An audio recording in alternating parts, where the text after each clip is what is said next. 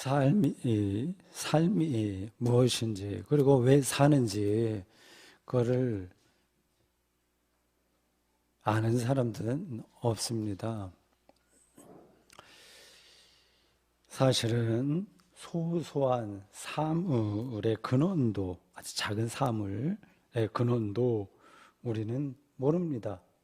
피상적으로는 알지만 궁극적인 차원은 모릅니다. 그 궁극적인 차원은 우리들에게 비밀입니다. 그 비밀이 바로 하나님입니다. 예수님 당신도 오죽했으면 하나님의 때를 모른다 이렇게 말씀했겠습니까? 아들도 모르고 성령도 모르고 하나님만 안다 그렇게 말씀하셨죠. 마태복음 24장 36절입니다. 예수님은 그 하나님을 혹은 하나님 나라를 직접적으로 말씀하지 않으셨습니다. 할 수도 없어요. 간접적으로 비유로 말씀하신 겁니다. 달을 가리키는 손가락처럼 이렇게 비유적으로 말씀하셨습니다. 기독교인들에게는 그 손가락이 지시하는 방향을 일단 정확하게 바라보는 게 그 삶의 혹은 인생의 궁극적인 의미에 조금이라도 가까이 가는 최선의 길입니다. 오늘 설교 본문인 마태복음 22장 1절에서 14절에 그 유명한 비유가 나와요. 예수님의 비유는 다 하늘나라, 하나님 나라, 궁극적인 실제에 대한 이야기입니다. 2절에서 하늘나라, 해, 바실레야, 톤, 우라논, 여러 번 그 헬라어로 설교할 때마다 한 이야기입니다. 그 단어예요. 그 하늘나라는 제 아들을 위해서 혼인잔치를 베푼 임금과 같다. 이렇게 말씀을 시작했습니다. 이어서 자세하게 내용이 나와요. 동화같이 들릴 수도 있습니다. 근데 그것은 어떤 궁극적인 어떤 사태, 거기를 향하고 있습니다. 임금은 이미 오래전에 초대장을 다 각각 올만한 사람에게 보냈어요. 초대받은 사람이라고 하면 당연히 그 날짜에 준비해야 되죠. 청첩장 받은 사람하고 비슷한 겁니다. 잔치 날짜가 되자 임금은 손님들을 오라고 자기 하인들을 각각 다 보냈습니다.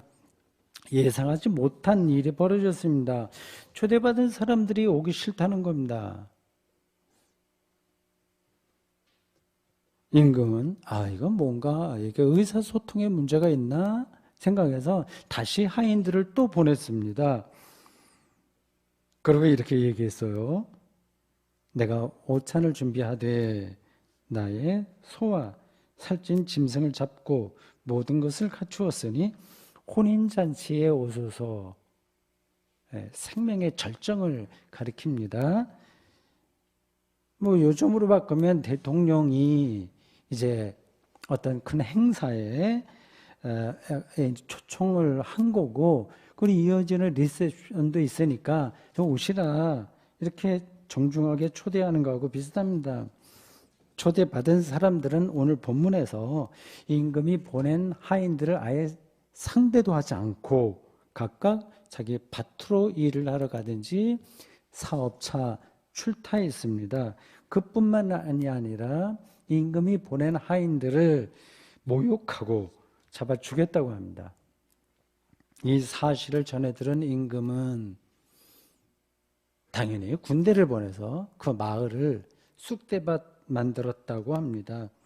아무리 비유지만 너무 과격해서 좀 실감이 나지 않아요. 일부러 꾸민 이야기처럼 들립니다. 같은 이야기를 다루는 누가복음에는 그 상황이 조금 부드럽게 나옵니다. 어떤 사람이 잔치를 베풀고 사람들을 초대했습니다. 잔치 시간이 돼서 하인들을 그들에게 보내서 오라고 일렀습니다. 초대받은 사람들은 세 가지 이유를 대면서 그 초대에 응하지 않았다고 합니다. 난 밭일이 바쁘다. 나는 소를 5결이, 10마리겠죠. 샀으니 좀 잘하나 못하나, 일 잘하나 못하나 보러 가야 되겠다. 그리고 세 번째, 장가 가야 되겠다. 이런 일들입니다. 하인이 돌아와서 주인에게 이제 설명을 하자. 주인은 길거리에 나와서 아무나 되는 대로 데리고 들어와라. 잔치를 베풀었으니까 채워야 된다. 하인들에게 일렀습니다. 마태복음과 누가복음이 약간 다르게 보도하지만 그 이야기가 전하려는 메시지의 핵심은 똑같습니다.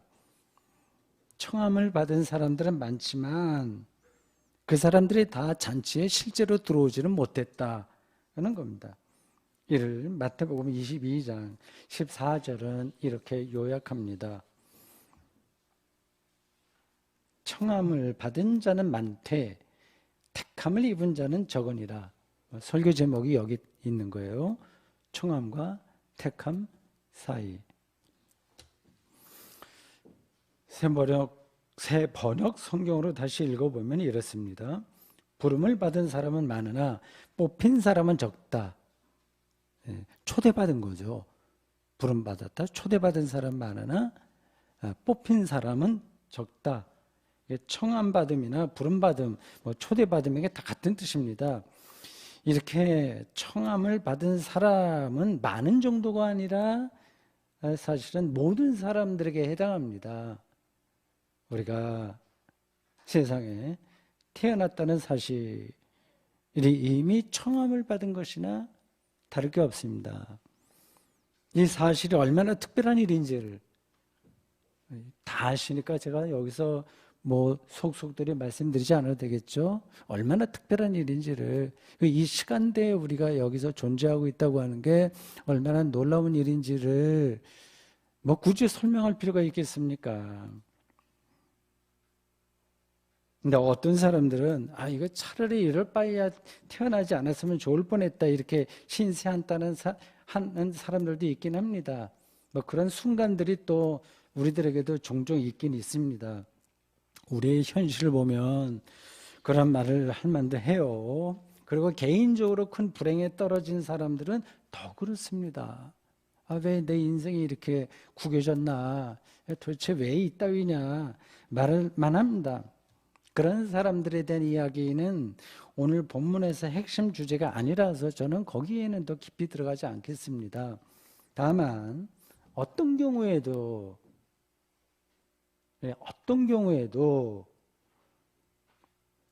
초대받지 못한 인생이 없다는 사실만은 분명합니다. 그걸 전제하고 설교를 하겠습니다.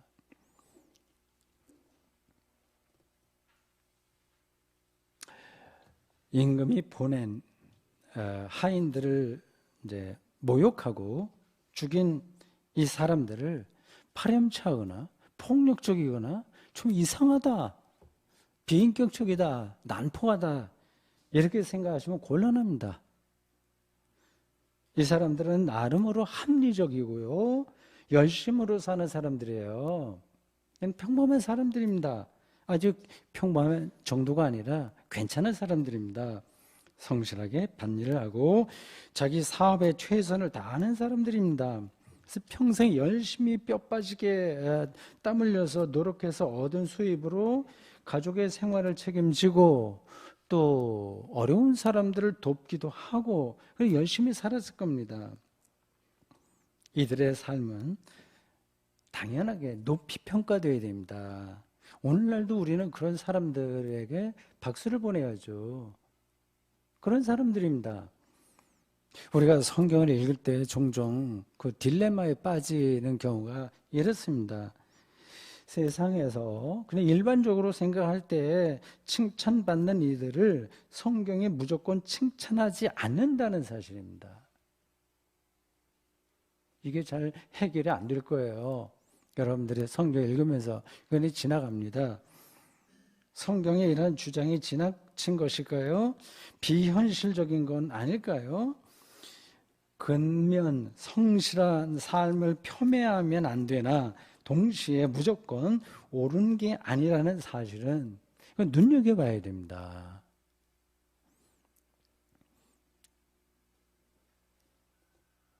본문에 나오는 이 사람들에게 두 가지 문제가 있었습니다. 하나는 자신들이 구축해 놓은 삶의 토대에 묶여서 임금이 베푸는 잔치의 즐거움을 모르고 외면하고 더 나아가서 부정한다는 사실입니다. 읽으면 다 우리에게 이해가 되는 그 문제예요.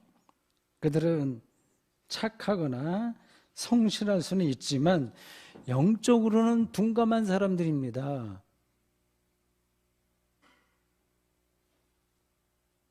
자신이 아는 것만을 절대화하기 때문에 그 너머의 삶을 외면합니다. 우리 주변에 많아요, 그런 사람들이요. 정말 괜찮은 사람들인데 그 어디 범주 안에 갇혀 있습니다. 우리가 그럴지도 몰라요. 예수님 당시에 바리새인들과 서기관들과 제사장들이 대표적입니다. 가장 잘 나갔던 사람들인데 예수님을 가장 외면했던 사람들이에요. 그들은 자신들이 규정한 삶의 범주를 절대화했습니다. 율법이라고 하는 범주만을 근거로 누가 옳지, 누가 그러지 그렇게 재단했습니다. 그들의 눈에 예수님은 하나님의 뜻에 위배되는 사람이었습니다. 성전을 허물라 내가 사흘 만에 짓겠다라든지 하나님의 아들이라는 예수님의 이런 말씀에 시비를 걸을 수밖에 없습니다. 예수라고 하는 존재 자체가 자신들의 삶을 근본에서부터 위태롭게 한다고 생각해서 그들은 예수를 로마 법정에 넘겼습니다. 오늘 우리가 읽은 본문에서 임금의 하인들을 죽인 사람들과 다를 게 하나도 없습니다.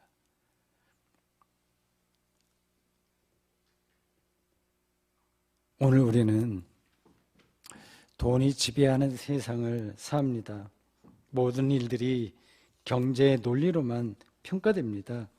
그게 바탕에 놓여있기 때문에 크고 작은 싸움이 그칠 데가 없습니다. 그냥 쉽게 얘기해서 정말 피곤한 거죠. 너무 싸워요. 만인에 대한 만인의 투쟁이라는 말을 요즘처럼 절감할 때가 없습니다. 지긋지긋하게 싸웁니다. 모든 부분에 싸웁니다. 교회도 싸우죠, 사실은요. 우리가 외국인 노동자를 대하는 태도를 보십시오. 우리나라에 와서 일하는 사람들은 다 외국인 노동자들이에요. 근데 인도에서 온 사람하고 미국 사람하고 우리가 다르게 대합니다. 좀 이상하잖아요. 북한이 우리보다 더 잘 살거나 최소한도 우리 정도만 산다고 하더라도 남북 문제는 훨씬 좋게 풀렸을 겁니다.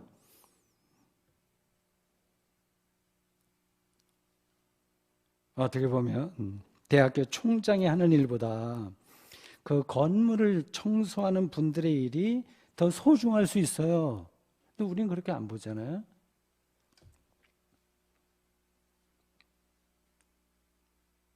성형외과에서 사람들의 얼굴을 오늘의 상업적 미학만을 기준으로 뜯어 고치는 일보다는 재활용 공장에서 재활용 가능한 물품과 그렇지 않은 물품을 골라내는 일이 지구 건강의 차원에서 보면 더 귀한 일일 수 있습니다. 안 그런가요? 근데 세상은 그렇게 판단하지 않습니다. 이유는 단 한 가지예요. 돈입니다.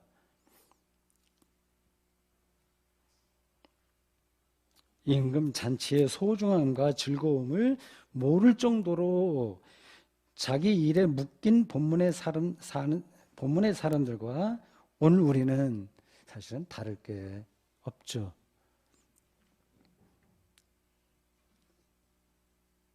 그게 하나고, 다른 하나는 자신들의 바쁜 일상이 언젠가는 끝장난다는 사실을 이 사람들은 진지하게 대하지 못한 겁니다. 밭 일과 사업을 아무리 크게 일으켜서 소위 재벌이 된다 한들 그게 무슨 소용이 있겠습니까?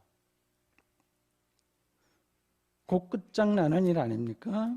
몇 주 전에 제 설교에서 지하철을 타고 가다가 다음 정류장에서 사랑하는 사람이 기다린다고 하는 걸 알고 그 내린다는 사실을 아는 사람이 그 안에서 지하철 안에서 자리 하나 갖고 누가 앉겠냐 그래 다투지 않는다 뭐 이렇게 그 사파 같은 이야기를 했습니다. 비슷한 이야기예요. 오해는 하지 마십시오. 지금 자신의 일상을 소홀히 대해도 좋다는 뜻이 전혀 아닙니다. 밥벌이를 등한히 해서 가족 부양에 책임도 지지 않고 더 나아가서 남에게 민폐를 끼쳐도 좋다는 뜻은 더더욱 아닙니다. 우리가 두 발을 땅에 딛고 사는 한 성실하게 살아야 되고 힘들더라도 일상을 아주 진정성 있게 영위해야 됩니다. 다만 그런 일은 끝나는 순간이 온다는 사실을 기억해야 됩니다. 그래야 무엇이 더 중요하고 그렇지 않은지가 눈에 들어오게 됩니다. 누가복음 12장 13절에서 21절 사이에는 어리석은 부자에 대한 비유가 나와요. 여러분들 잘 아는 겁니다. 풍년이 들어서 곡식을 쌓아둘 곡간이 모자랄 정도입니다. 그래서 이 부자가 야 창고 더 늘리자.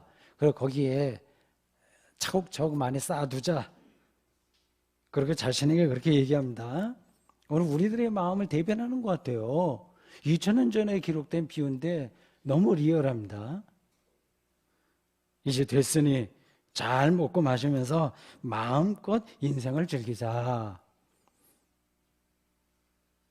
하나님은 그에게 말했다고 합니다. 오늘 밤에 내 영혼을 도로 찾을 텐데 네 소유가 누구의 것이 되겠냐.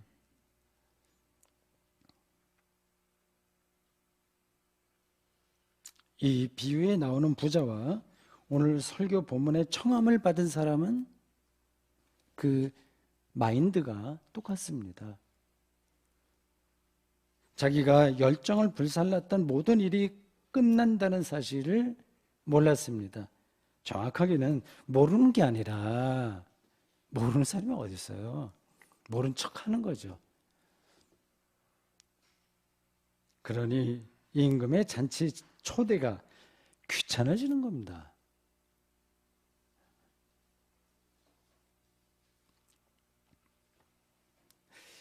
당신 말이 옳긴 옳지만 돈 버는 일에 전력 투구하지 않으면 생존이 위태로워지는 오늘의 현실에서는 좀 나이브하게 들린다 생각할 분도 계실 겁니다.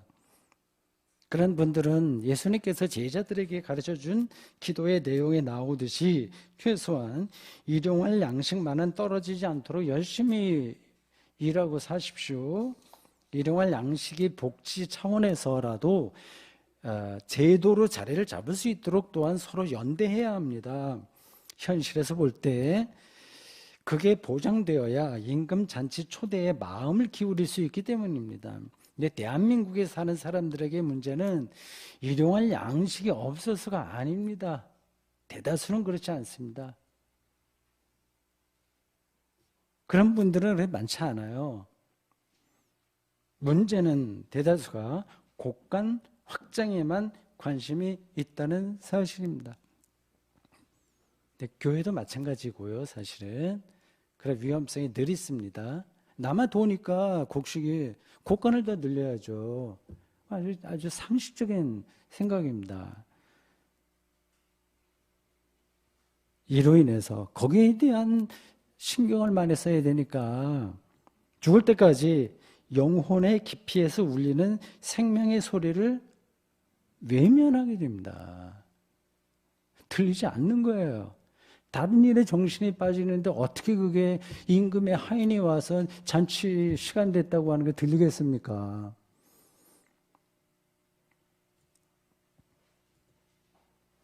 그리고 그런 소리는 듣기 싫어요. 그러니까 죽이는 겁니다. 임금의 하인. 네. 말이 듣기 싫으니까 처리해 버려야죠.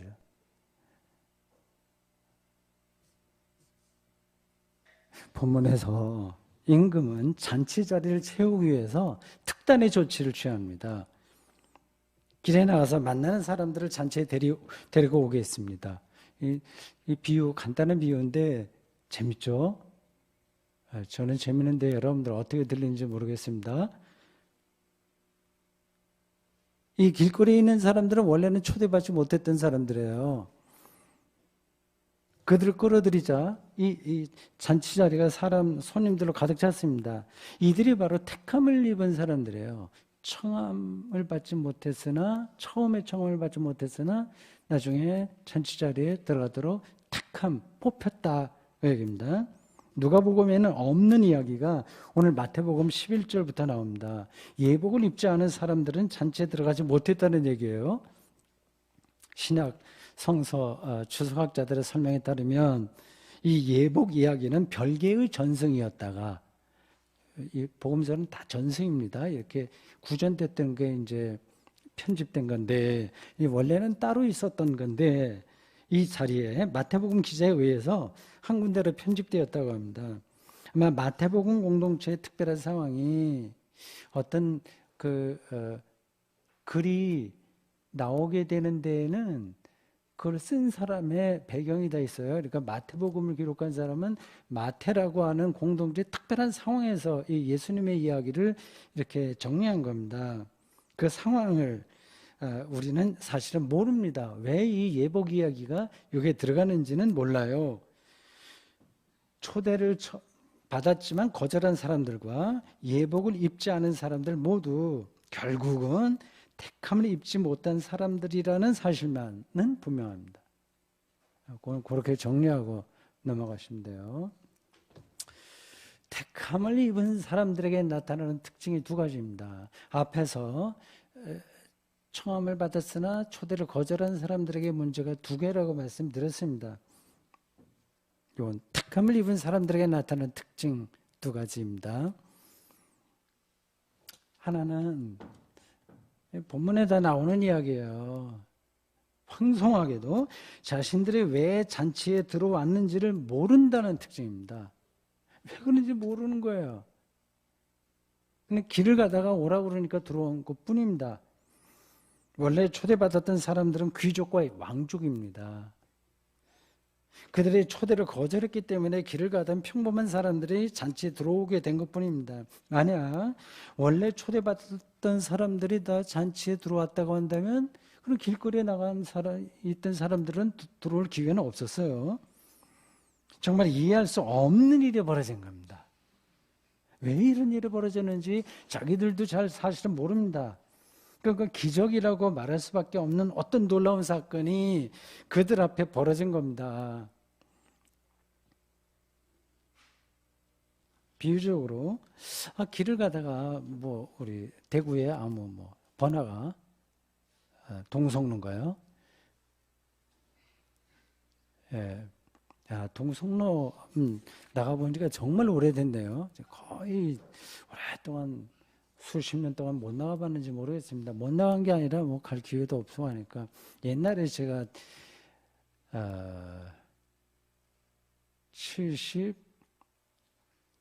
78년인가? 예, 그때 전도사로 반월당에 있는데 봉산 성결교회에 있을 때, 그때는 바로 동성로고 근처니까 자주 갔습니다. 길을 가다가 어떤 외국인이 길을 묻기에 친절하게 가르쳐 주었는데 나중에 알고 보니까 그 사람이 노벨 문학상을 받은 시인이었습니다. 기적적인 이야기죠. 아브라함도 비슷한 경험을 한 적이 있습니다. 나그네를 친절하게 대했거든요. 근데 그 나그네가 어떤 때는 천사였습니다. 자신이 노력해서 내가 천사를 만나야지 이렇게 해서 만난 게 아니라 하나님이 보내셨기에 우연하게 만나게 된 겁니다. 여러분은 세상을 천사 만나듯이 살고 싶지 않으십니까? 그게 가능합니다. 기적이 늘 가능합니다. 예상하지 못했던 일들이 가득합니다.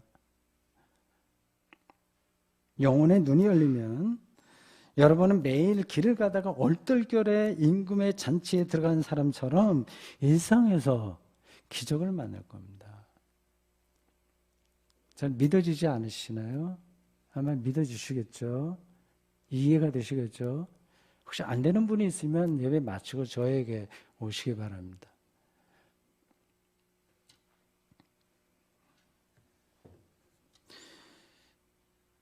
임금의 잔치에 결국 들어간 택함을 얻은 사람들에게 나타나는 또 하나의 특징은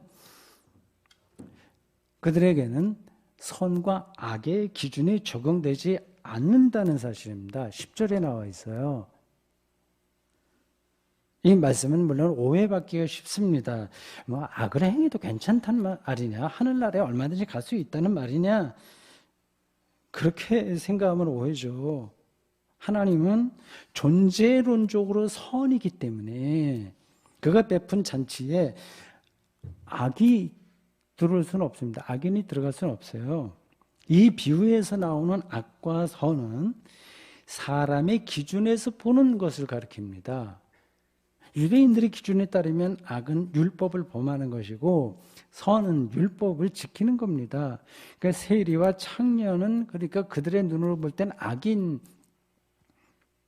악이었어요. 불행과 재난도 악이었습니다. 욥의 친구들이 욥을 향해서 회개해라 이렇게 설득한 이유도 여기에 있습니다. 오늘 여기 본문에서 악하거나 선하거나 가리지 말고 데려오라고 하는 이 말씀 무슨 뜻인가요? 당시 유대인들이 생각했던 악과 선의 기준이 폐기될 수밖에 없을 정도로 예수님이 선포한 하나님 나라, 하늘나라는 절대적인 생명 나라라는 뜻입니다. 그런 나라에 들어가도록 그리고 지금 우리가 살고 있는 지금 여기서 그거를 현실로 경험할 수 있도록 하나님의 택함을 잊고 싶지 않으십니까? 한평생 살면서 어떤 것을 여러분들은 더 원하십니까?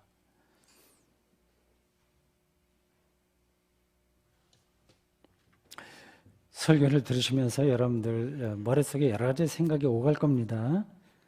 나는 어떤 사람이지? 난 그 청함을 받은 것, 초대를 받은 것 같긴 한데 내가 예수 믿으니까, 교회 다니니까 특별히 같은데 지금 설교한 내용대로 그렇게 택함을 입은 것 같지는 않은 거 아닌가 라는 생각도 들 겁니다. 개인에 따라서 차이가 있습니다. 나는 믿음이 분명해서 분명히 나는 택함을 입은 사람이라고 확신할 수도 있습니다. 그냥 사실일 수도 있고 착각일 수도 있어요. 사이비 이단 교도들도 대개 그런 착각에서 삽니다.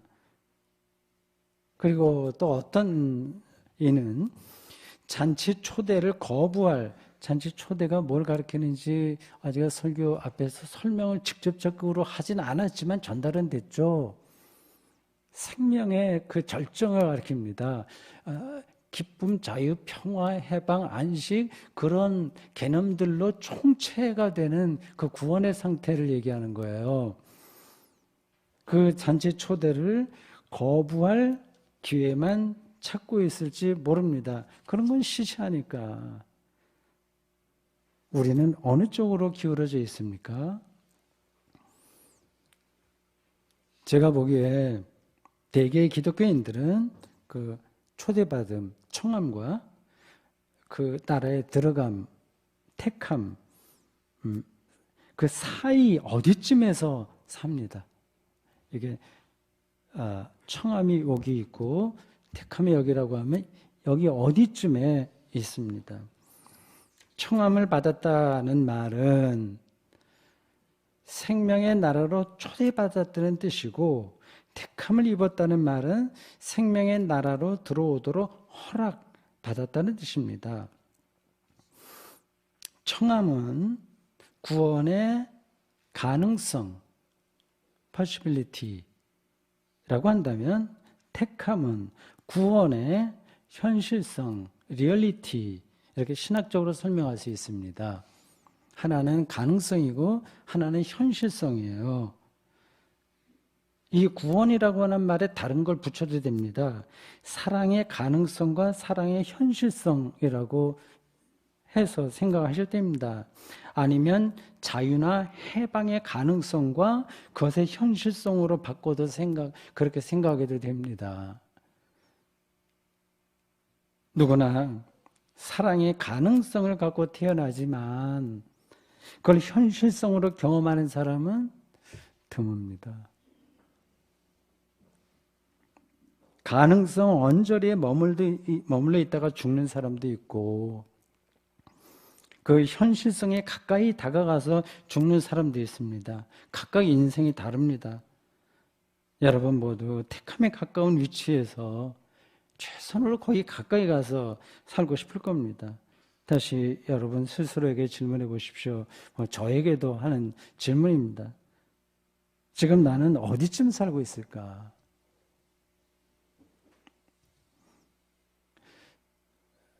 잘 모르겠다고 하는 대답이 가장 많을 겁니다.